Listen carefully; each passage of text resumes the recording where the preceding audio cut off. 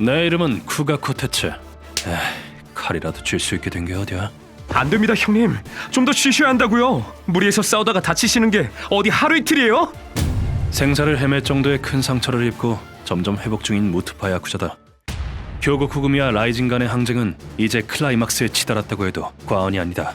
약하면 죽어야지, 안 그래? 야, 왼쪽 어깨쯤은 얼마든지 내어주마. 얼굴을 산산조각 내주지! 으아! 나는 라이징의 간부 시타라를 죽이는데 성공했지만 오른손가락이 잘리고 어깨 힘줄이 끊어졌다. 그 후 모리와카 형님이 라이징의 최강 전력 중 하나인 타카조와 격돌했다. 넓은 하늘로 날아가라! 이 괴물 같은 놈! 모리와카 형님은 큰 상처를 입으면서도 타카조를 살해했다. 라이징의 전력은 상당히 깎여나간 상태지만 우리 측의 피해도 만만치 않게 컸다. 거기다 그쪽에는 아직 간부인 시노노메와 아키모토가 남아있고 뒷세계의 악마라고까지 불리는 라이징의 보스 조가사키는 상처 없이 팔팔하게 살아있다. 교고 쿠구미는 조가사키의 소재를 알아내는데 총력을 기울이고 있다. 코타치야, 조가사키에 대해선 좀 알아냈나? 아니요, 아지트가 여러 군데로 분산되어 있어서 어디가 메인인지 알 수가 없어요. 조가사키는 보안과 정보 규제에 있어서 빈틈이 없었다. 대체 어디에 거점을 둔 것인지 통 파악이 되지 않았다. 조가사키는 틀림없이 라이징의 구성원들에게 직접 지시를 내리고 있을 것이다. 넌 코쿠엔가이의 남부를 조사해라. 알겠습니다. 그렇지 않고서야 이렇게까지 조직을 통제할 수 있을 리가 없으니까. 내일은 8번째 사무소에 간부들을 집합시켜라. 알겠습니다. 그런데 놈의 동향을 알 수가 없으니 우리로선 머리가 아플 수밖에. 아지트는 고소하고 자택 주소마저 오리무중이에요. 아마 몇 군데로 분산됐을 겁니다. 거기다 고급 호텔까지 병행해서 이용하니 더더욱 거처를 알 수가 없어요. 밤중에 습격하는 방법은 현실적으로 실패할 가능성이 큽니다. 보통 같으면 어딘가에 빈틈이 생기기 마련이건만 이토록 철두철미하니 광기까지 느껴지는군. 그래도 어떻게든 놈을 찾아내야 돼. 현재 3년차 미만의 부하들이 발로 뛰며 조사에 임하고 있는 상황. 돈은 얼마나 들든 상관없다. 사력을 다해서 찾아내! 알겠습니다. 최선을 다하겠습니다. 정보를 알아내려면 집념은 필수이기에 오조노 부두목님이 부하들을 독려하고 있다. 그런데 코쿠쇼 형님이 사무소에서 하는 말이 모든 의혹이 고하면 반격당하기 쉬워지는 법이다. 이럴 때일수록 우리가 부하들을 잘 뒷받침해줘야 돼. 맞는 말씀입니다, 형님. 코쿠쇼 형님은 많은 경험을 쌓아온 만큼 우리보다 훨씬 넓은 시야를 가지고 있다. 부하들 뒤치다거리는 내가 할 테니까 넌 좀 더 쉬어. 몸 아직 다 안 나왔잖아. 형님이 도와주시면 부하들도 든든해할 겁니다. 근데 어디 외출하십니까? 하지만 이때만 해도 나는 몰랐었다. 볼일 보러 잠깐 나갔다 온다. 이것이 비극의 시작이었다는 것을. 고쿠쇼 형님이 찾은 건 놀랍게도 암호구미의 노다였다. 노다, 몸은 좀 어떠냐? 크게 다쳤다며. 고쿠쇼 깜짝쇼! 여긴 웬일이쇼? 제정신이쇼? 입 놀리는 걸 보니 주둥이는 다 났나 보구만. 그러고 보니 이런 얘기를 들은 적이 있다. 조직은 달라도 노다와 코쿠쇼 형님은 동기라고 말이다. 뒷세계의 유명인 노다가 습격당한 사건은 이 바닥을 떠들썩하게 만들었다. 웬 놈이냐? 망할, 되게도 찢어놨네. 솔직히 걱정은 되지. 그 녀석이랑 주먹다짐만 몇 번을 했는데. 노다가 의식불명이란 소식을 듣고 코쿠쇼 형님은 못내 걱정스러운 기색이었다. 그냥 걱정돼서 와봤다. 오래 알고 지낸 동기잖아, 우리. 닥쳐! 난 너 같은 미중년은 꼴도 보기 싫다. 그렇다고 오해하지 마라. 네가 멋져 보여서가 아니라 그냥 부러워서 질투나서 이러는 거니까. 참, 별 해괴한 논리 다 듣겠네. 얼굴은 유전이니까 그냥 단념해라. 그래서 다친 데는 좀 어떠냐? 아무 문제 없어. 찢어진 등에 포탄을 심어 인간 전차가 될 일만 남았지. 앞으로 기어다니면서 살게. 뭐 그건 됐고, 너네 라이징이랑 한바탕 하는 중이라며. 지금 남 걱정할 때가 아니지 않나? 그래, 네 말이 맞아. 그래서 너한테 조언을 구하러 온 거고, 너한테 얻어맞고 정신 차리기도 했으니까. 에? 너 뭐 잘못 먹었냐? 네가 언제부터 그렇게 기특한 놈이었다고? 나한테 처맞고 머리가 어떻게 된 거 아니야? 고쿠쇼 형님은 일전 아모구미와의 전쟁에서 노다와 주먹으로 겨룬 적이 있었다. 이걸로 끝이다, 고쿠쇼! 비록 싸움에는 졌지만 노다의 남자다운 모습에 깊은 감명을 받았다고 했다. 노다는 귀찮다 하면서도 코쿠쇼 형님에게 조언을 해주었다. 뭐 너도 알다시피 한구레에겐 기본적인 선이라는 게 없지. 폭탄 테러도 밥 먹듯이 하는 놈들이니까. 힘이 약한 두목의 아내나 말단 녀석들을 주요 표적으로 삼을 테고. 네 말대로야. 그래서 경우에 힘을 쓰고 있고. 그럼 남은 건 배신인데. 야쿠자끼리라면 몰라도 한구레라면 적의 조직원에 매수하려고 돈을 쏟아부어도 이상하지 않아. 배신이라. 가능성이 없진 않겠군. 우리 쪽에도 아직 정신 못 차린 녀석들이 몇 명 있긴 하거든. 구사카 두목 시절의 잔재지. 뒤에서 칼 꽂는 놈들이 제일 무서운 법이야. 내부 사정은 바깥으로 졸졸 새어나갈 테고 너처럼 바보같이 착한 놈은 특히 조심해야 돼. 아무도 믿지 마. 모두가 인간의 탈을 쓴 침략자 외계인이라고 생각해. 고맙다 노다. 덕분에 생각이 정리됐어. 고마우면 나중에 밥이나 한 끼 사. 최고급 소고기로. 그래. 얼마든지 살 테니까 얼른 나와서 대화내라. 이상이 두 사람이 나눈 대화의 내용이었다. 한편 그 무렵 라이징에서는 간부 시노노메와 아키모토가 얘기를 나누고 있었다. 야, 괜찮아? 안색이 너무 안 좋은데 피 부족한 거 아니야? 입 다물어. 간부가 넷이나 죽은 마당에 나까지 전선에서 빠질 순 없어. 조가사키 씨는 내가 보필하겠어. 시노노메는 죽진 않았으나 생고쿠 형님에게 큰 부상을 입었다. 생고쿠 형님은 시노노메를 거의 가지고 놀 듯했다. 센스가 없으면 죽는 수밖에. 그치? 시노노메는 달리던 차에 올라탐으로써 목숨만 부지한 채 겨우 도망쳤다. 옆구리의 상처는 특히 심각해서 살아있는 게 신기할 지경이었다. 여기서 죽으면 내 수준은 이거밖에 안 된단 소리지. 그럼에도 불구하고 시노노메는 전장을 떠나지 않았다. 난 아무리 다쳐도 전선에서 이탈한 적은 한 번도 없어. 죽어도 전장에서 죽는다. 그게 라이징의 방식이야. 와, 무섭네. 그래도 조가사키 씨의 가르침이 그렇다면야 따르는 수밖에 없지. 다리는 다쳤지만 뭐 곰으로 칭칭 감으면 움직일 순 있으니까. 그리고 무엇보다 타카조 씨가 죽었는데 어떻게 가만히 있겠어? 그동안 타카조 씨가 날 얼마나 챙겨줬는데. 솔직히 말이야, 살아있을 땐 죽으면 죽는 거지 그렇게 생각했었다? 그런데 막상 타카조 씨가 죽고 나니까 도움받았던 기억이나 함께 싸웠을 때가 막 생각나는 거 있지? 아키모토는 타카조와 함께 숱한 전장을 넘어왔다. 오싹한데 안 그래 아키모토? 농담 아니고 이거 진짜 위험한데요? 해도 너무하네 정말. 두 사람은 서로에게 등을 맡길 수 있는 절대적으로 신뢰하는 사이였다고 한다. 내가 살면서 화내본 적이 몇 번 없거든. 그런데 지금은 화가 나서 머리에 열이 올라 미칠 것 같아. 대체 어떤 놈인지 모르겠지만 타카조 씨를 죽인 대가는 교고쿠금이 전원의 목숨으로 받아내겠어. 그때 조가사키가 시노노메에게 말을 걸었다. 시노노메, 동북지방 최대 범죄 조직 카이엔과 협상을 하러 갈 건데 갈 수 있겠어? 물론입니다. 그럼 센다이행 표를 끊어놔야겠군요. 진통제 먹고 버틴더라. 저러다가 진짜 죽으면 어쩌려고. 대단하다 정말. 조가사키는 사람을 꿰뚫어보는 능력이 탁월했다. 아키모토는 원래 더할 나위 없는 소재다. 어쩌면 타카조의 죽음으로 각성할지도 모르겠군. 버서크는 타카조의 조직이었지. 그치만 진짜 괴물은 아키모토야. 조가사키는 아키모토의 잠재 능력을 이미 알고 있었던 것이다. 같은 시각 코쿠시 형님이 부하들을 집합시켰다. 너희가 할 일은 라이징의 아지트 앞에 잠복하는 것이다. 절대 깊이 파고들지 말고 목격한 것만 보고하면 돼. 너흰 교고쿠구미의 미래이자 소중한 인재다.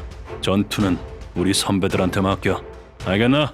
조사부의 중심에는 나미오카, 사코, 헤지마가 있었다. 예, 알겠습니다. 분석 결과 저는 전투에서 100% 사망한다고 나왔습니다. 전설의 사나이가 되려면 어떻게든 살아남아야죠. 반드시 조가사키 꼬리를 잡겠습니다. 믿어만 주십시오. 그런데 그때 고쿠시 형님, 부하들을 지키는 일 말인데 괜찮으시다면 제가 도와드려도 되겠습니까? 니카이도 웬일이냐? 네가 돕겠다는 말을 다 하고? 니카이도 형님이 코쿠시 형님을 돕겠다고 나섰다. 암나이프의 니카이도, 교고쿠구미의 중견급 전투원이다.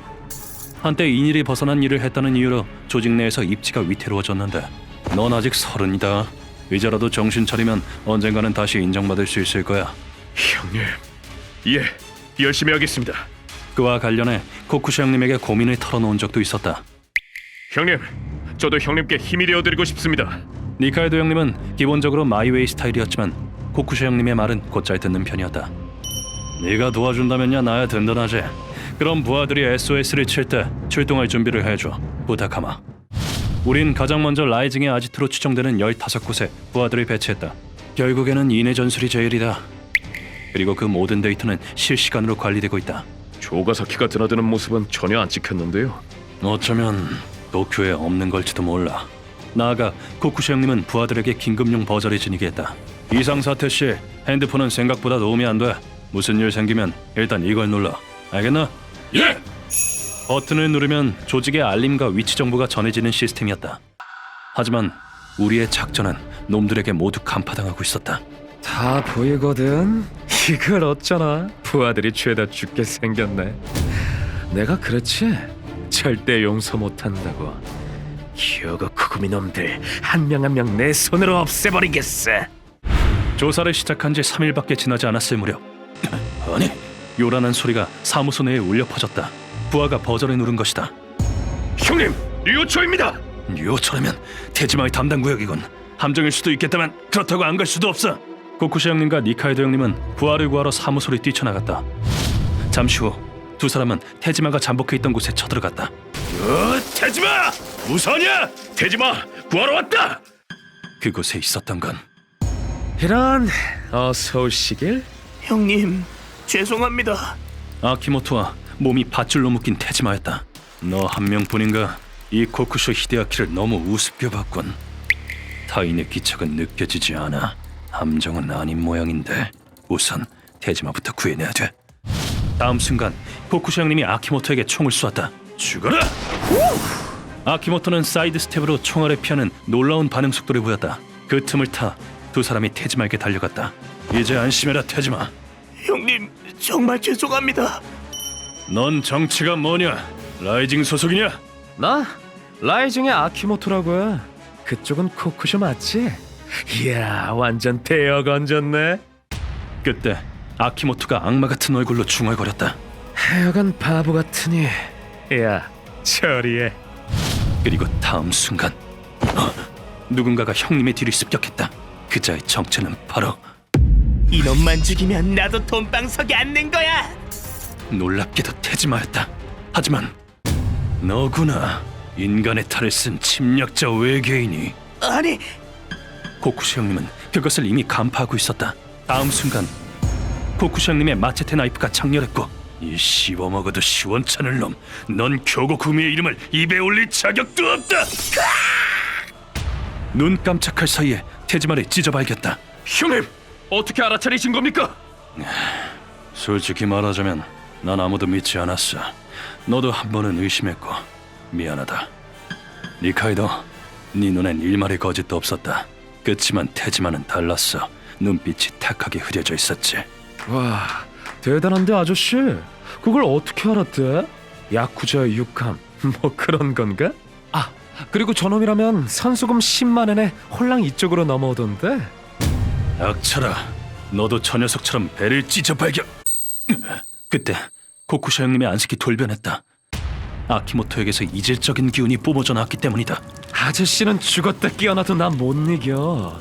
아까 그 총알도 아저씨가 휘두른 칼도 내 눈엔 슬로우 모션처럼 보였는걸?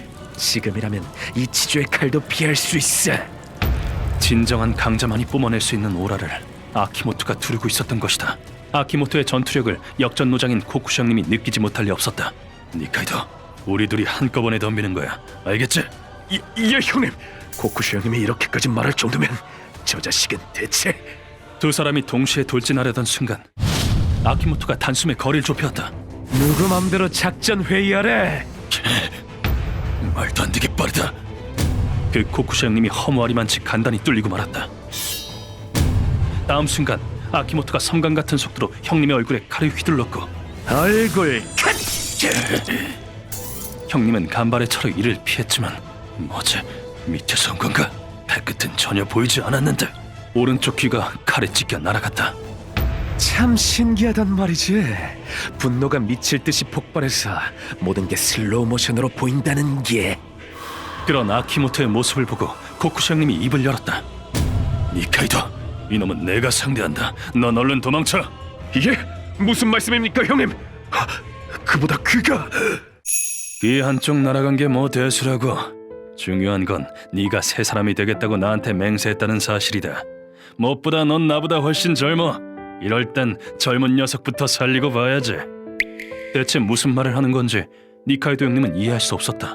저놈은 내가 죽일 테니까 아무 걱정 말고 먼저 사무소로 돌아가서 기다리고 있어. 아니 형님, 그치만 그때 코쿠시 형님이 뒤를 돌아보며 버럭 외쳤다. 빨리 도망치라고 했을 텐데. 잘 들어, 이건 명령이다. 니카이도 형님은 그 기백에 눌려 어쩔 수 없이 도망쳤다. 코쿠시 형님, 죄송합니다. 자, 거기 형씨, 다시 시작해볼까? 말해두는데 나 쉽게 안 죽는다. 하지만 싸움은 일방적이었다. 느려 너무 약해 빠졌잖아. 코쿠시 형님은 자신이 질 것을 알고 있었다.